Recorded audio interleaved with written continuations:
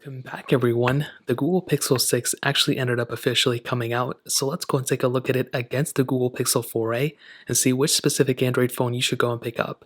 Now, what I would definitely tell you is that both phones have their capabilities.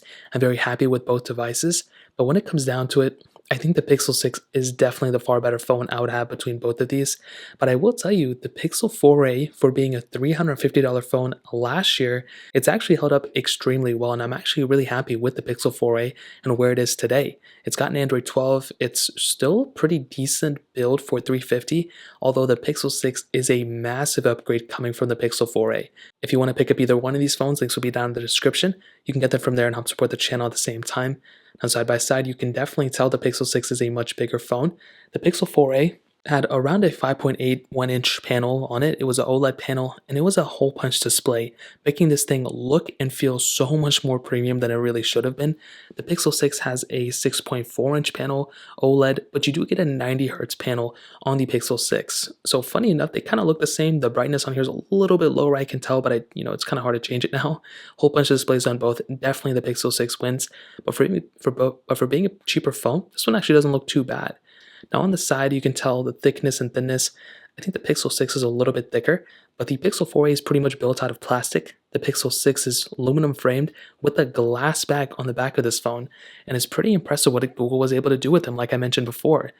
Dual camera setup on the Pixel 6, single camera setup on the 4a, fingerprint sensor on the back of the Pixel 4a with no wireless charging, where the Pixel 6 has a fingerprint sensor built into the display, which makes this phone a little bit better feeling for sure, and I'm really happy with the Pixel 6. Power button on the side right there, and the USB Type-C ports on the bottom. The Pixel 4a does have a headphone jack, which is really cool, but in terms of everything else, that pretty much covers up the outside for the most part. Now, a big thing to keep in mind is also the software. I want to say the Pixel 4a may end up lasting as long as the Pixel 4s, so it's going to get, a couple more versions of software, which is good, and it's going to get custom ROM. A lot of people own this phone, so it's still going to be supported for quite a bit of time.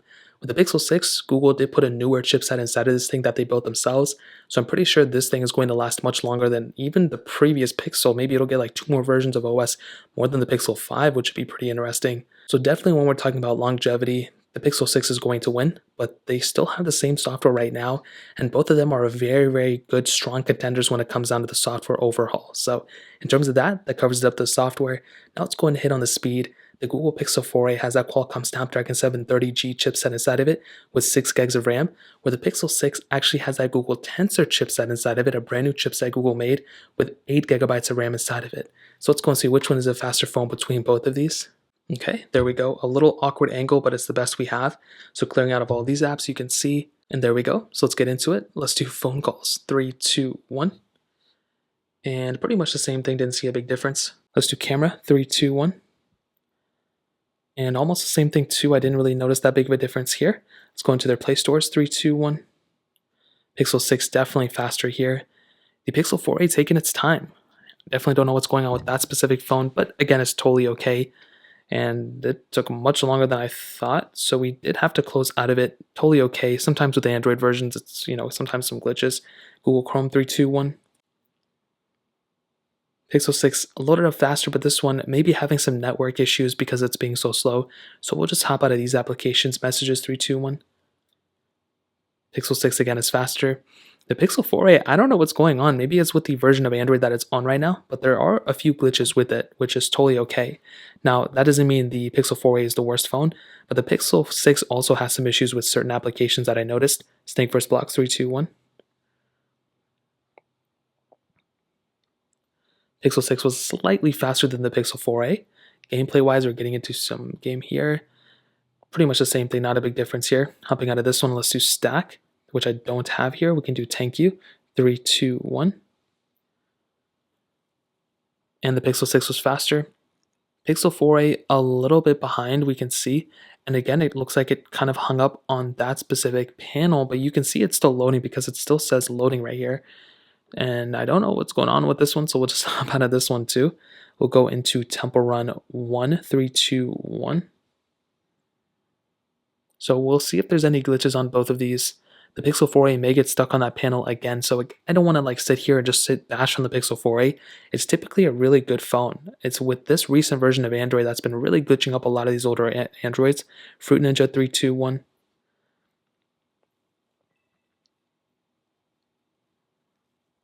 Okay, so we do get in the loading panel of both of these, and the Pixel 6 did load up faster.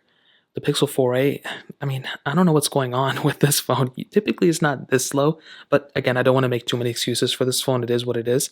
Hopping out of this one, let's get into Twitter. 3, 2, 1. 6 is faster. Pixel 4a definitely much more behind the Google Tensor chipset on this phone, which is pretty crazy. Quizlet 3, 2, 1. And again, the Pixel 6 is much faster than the Pixel 4a for a fact. I wasn't expecting there to be this big of a difference, but there really is a bigger difference than I actually thought. So when it comes down to both of these, I don't know if it's the software or whatever, but the Google Pixel 6 is actually a much better performing phone than I thought, at least compared to these two phones. So when it comes down to it, you're definitely going to be getting a much smoother, I guess, faster and more responsive experience on the Pixel 4a than on the Pixel 6.